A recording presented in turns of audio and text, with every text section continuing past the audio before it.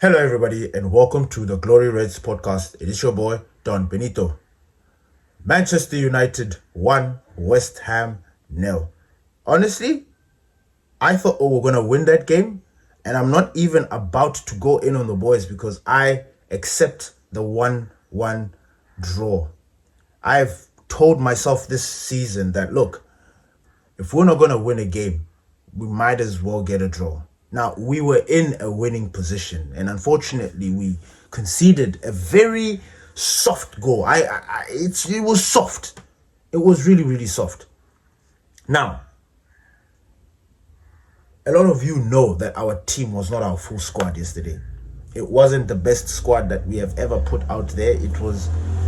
Now, before you start saying, oh, but it was just Seshko or Delict. Look, you look at Man City right now. Man City are not ticking because Rodri is not in the picture. Liverpool. Salah is on vacation. He's in Egypt. He's not the best Salah, the best version of Salah. But if he decides to turn things around, there is Liverpool people. They smack. So the point I'm trying to make is, look, every team has got those players that when they are missing, you're going to see a dip in form. Now, last night, we had a dip in form. Matthias de Ligt was missing for us. That was a huge, huge miss. And it became evident as the game progressed that, wow, Matthias de Ligt really is him. He has really cemented himself as that guy, that centre back for Manchester United. Obviously, Harry Maguire is injured, but Harry Maguire's got issues of his own. Contract extensions, contract renewal, blah, blah, blah, blah, blah. That's what he has to deal with. But everybody else is not. So you look at that game yesterday and you just be like, what the hell? So one of the biggest issues for United is the inability to maintain a lead, to maintain its position in that dominating position. That is our problem. That seems to be our issue this season. Not the players, not the system, because I'm sick and tired of hearing about the system. The system works. It works. We best another team in Crystal Palace who uses the same system. Oliver Glasner. We beat Oliver Glasner this past week. And he uses the same system. So how can we keep on saying it is the system? Now, if you want Ruben to go, say that. Say Ruben should leave. But do not blame the system. The system is flawless. And with the right players and personnel, oh my God. This team will be a problem. But Ineos are dragging their feet. Sir Jim is dragging his feet. Wilcox, Barada, they're all dragging their feet. Thank God it is January right now. Thank God. Because we need that transfer window like yesterday. We need it. It is the 5th of December. Freaking 25 days to go. So that window opens and then we can start doing some business. Because I tell you what. Last night, there were issues. Casemiro, Bruno, it was... Honestly, there were issues, but not that bad. Not as it looks. Our issue is failing to score and maintain a lead. We can't hold... Like, okay, you score 1-0, and then what do? You sit back. You invite pressure. You invite all these things that... No! You take your time being lethargic. Ruben, look, I'm waking up today looking at the WhatsApp and people are like, Ruben out. Like he's clueless. And I'm sitting here thinking to myself, what is it that I'm seeing that everybody else is not seeing? What is it? These players couldn't be asked. The personnel was the issue last night. It was. We have got injuries just like every other team, but our injuries are not that bad. and we are adjusting and we are trying to work our way through. People are wondering, how is it that Kobe Mainoo can't fit into this team? It's not about that. People forget. And need I remind you, the Grimsby game. You guys are wondering why Kobe Mainoo and Ugarte. Look, beginning of this season, was I not championing these two boys? Was I not? I was championing Ugarte and Mainoo because they are the future of this club. Ugarte is 23. Kobe is 20. I predicted 5th. But my ego, like inside, I'm like, nah, with the midfield of Kobe Mainoo and Ugarte, damn it, we are going to win this Premier League. We are. And then we've got Bruno and Casemiro, and maybe they're going to add a couple of midfielders there, Carlos Baliba, And I was so sure. Then I watched Grimsby. I did in that rainy game. I watched it. And that game, I said, nah. That same time, Ruben Amorims was upset. He said, he passed the line along the lines of, these boys, they showed me how they want to play. Meaning, I will show them who's the real boss. Like, he was really, really, truly upset. And mind you, we were playing a fourth, fifth tier team. And we failed. We were knocked out by them. That hurt Ruben. And that caused Ruben to bench Kobe and to bench Ugarte. And start Bruno and Casemiro. These are the grandpas. Casemiro is 34. Bruno is turning 32, 33. Or he's turning 32. These guys are supposed to be letting these youngsters come in, but no. They're the ones who are fit right now. They're the ones who are playing. So who are you blaming at this point? Are you blaming Ruben or you're blaming the players? I'm tired of hearing, where's Kobe? Where's Kobe? Kobe's making his ways. If Kobe truly, really wants to leave, let him leave. I'm done. Let him leave. And let's see. Let's see if he will live up to the standards. Because I find it very strange that a gaffer is finding it very difficult to put Kobe. It's not making sense in my football brain. And I refuse for my intelligence to be insulted. Kobe is either not training very well, or is not up to par, or is picking up an injury. Something is up. But there's no way I'm going to sit here and let people think that, what Ruben Amorims is doing is wrong. Kobe against Grimsby. Look, now I'm turning this story into a Kobe show. And this was by no means that. The point I'm trying to make is the team that Ruben picks, he picks it after considerable evaluation. People are looking at the team there, they're like, what's happening with Dogu? Look, Dogu, man, I feel vindicated because I spoke. I was one of the first people to say, Dogu, and now people are starting to see it. The gaffer even mentioned, he's getting this anxiety, but people are blowing it out of proportion. You need to give them time. Let some of these players train and get well adjusted. Dogu, this is his first season. His first full season, Karan.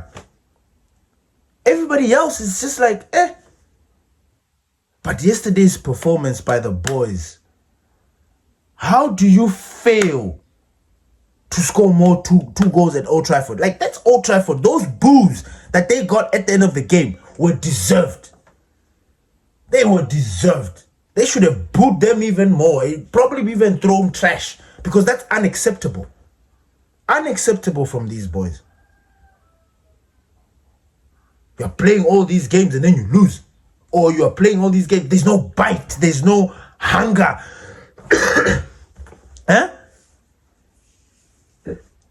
You're being put to play and then you put in a performance that's just like, what do you expect? But one thing I will take away, I spoke this season and said, this season for me, I'm taking draws all day, every day. I'm embracing draws. I am hugging draws. I'm not letting go of draws. And I don't care what people say. Even if you see like this game, people are like, yeah, we should have beat them, right? Yeah, but we didn't and we drew. Now what? Now what? If we had lost that game, oh my God, you would have torn my head out. Like you would have, like if we lose games, like you saw how we lost to Everton. If we lost that game, like when we lost it, you saw the backlash. But when we go and smack Crystal Palace, everything is all dandy. Which is why I'm saying this season, as Manchester United fans, because we are not used to this, this has been a long time coming. Last season, these games that we are drawing, we were losing last season. It's a fact. We were losing last season. Now, to the untrained eye or somebody who doesn't deep things, they will not see that as progress. They will not. They will see that as Manchester United should be winning. Manchester United should do this. They must train. We need recruitment. People need to be at their best. They need to be at their best. So Ruben Amorims is picking this team to the best. If you saw his post-match press conference, he is angry, just like you. Now imagine, and this is the part that kills me about people that want Amorim out. Imagine, you see, Eric Ten Hag never gave us this emotion, and I loved Eric Ten Hag. He did this. There was no emotion with Eric Ten Hag. He would come and tell you nonsense, not nonsense. He would tell you that we did well when we didn't. Huh? He would tell you that with that very straight face, very serious face. And what? No, people just used to gobble it. They would shit on him. Now, Ruben Amorims, somebody who, it's almost like looking at the mirror, honestly. Somebody who is in the club, that understands the club, that speaks to us. It's been a long time since we've had a manager who speaks to us the way Ruben speaks to us, that tells us the situations that are happening as they are. People don't like to listen to press conferences. That's why they're failing to understand the gaffer. I don't miss any press conference. Not even one. Ever since Ruben arrived at Manchester, I've not missed any press conference. Oh, sorry, I did. The game that I missed, was it Nottingham Forest, where they drew 2-2 away? And I told you guys that our country was going through elections. I didn't watch that game. I didn't watch the presser. I didn't see any of that. That was the only time. But without fail, I always make sure that I try to see where my manager is. And you see him. He's always pumped up before the game. Always. Just like a fan. Pumped up, ready to go.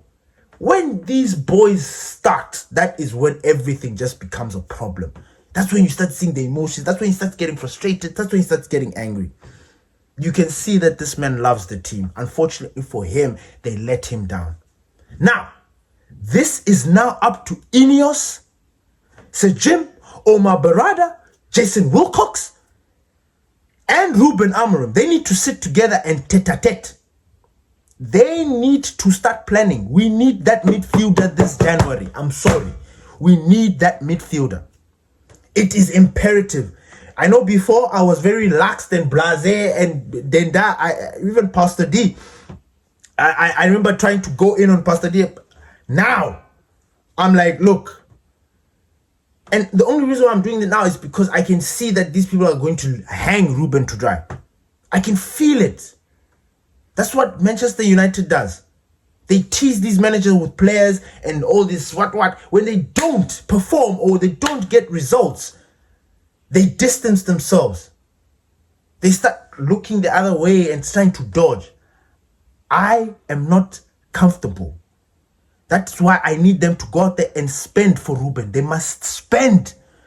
They must bring that midfielder, whether it is Carlos Baliba, Angelo Stiller, Joao Gomez, Conor Gallagher, Adam Wharton, Elliot Anderson. You see, I've named 7 top quality midfielders. Any of these guys, we need two or three. We need at Manchester United. Any. You remember like last season, Arsenal had this, and I mentioned this before. I feel like Arsenal last season held the striker market like hostage, or whatever you want to call it. But the striker market last season was hanging on Arsenal doing business. I know people didn't deep it like that, but it was almost as if everybody else was waiting for Arsenal to get their striker or do their business, and then everything else just followed. That's how it felt like. That's how it felt like. This season, it should be like that for United with the midfield. We need first dibs when it comes to that midfield. We do. Everybody else is nah. Everybody. Chelsea's good. Arsenal's good. Man City, comme ci, comme ça. Tottenham, comme ci, comme ça. They've got a combative midfield, but Aston Villa, everybody's got a good midfield except for us. Now, I say that, yet I back Bruno and Casemiro. Trust me, I back those guys. In fact, if they are fit, let them start even until the end of the season. My only issue is they're aging.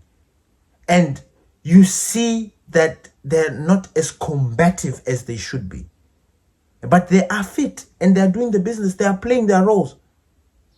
So, what are we supposed to do at this point?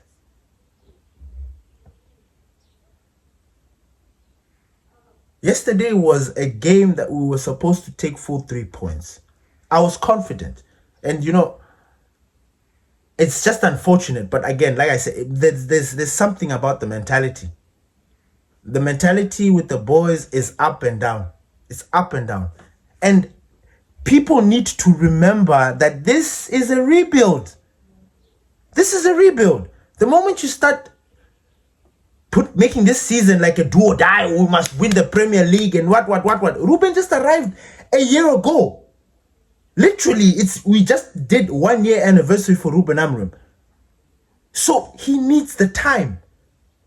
So it's going to be tricky. It's going to be tricky. I don't know how much our fans are going to be able to take this. They are losing their mind. And what makes matters worse is that we have got a lot of weak Man United fans who allow the oppositions or the other fans to dictate, to tell us, hey, this is, defend your team. Defend it. People are failing to look, watch the game, analyze, see that this is not how the system is, or see that they are refusing. They are looking at football like FIFA. And that is the most annoying thing, because day after day after day, people come out proving that the system works. So what is it that you are watching, big man? What is it that you are watching when everybody else is watching good football? Thank you, everybody, for listening to the Glory Reds podcast. It's your boy, Don Bonito. Please don't forget to smash a like, drop a notification, press that notification bell so you don't miss anything, because this Premier League season, especially this December, it's going to be jam-packed. So thank you, everybody, for listening. Peace.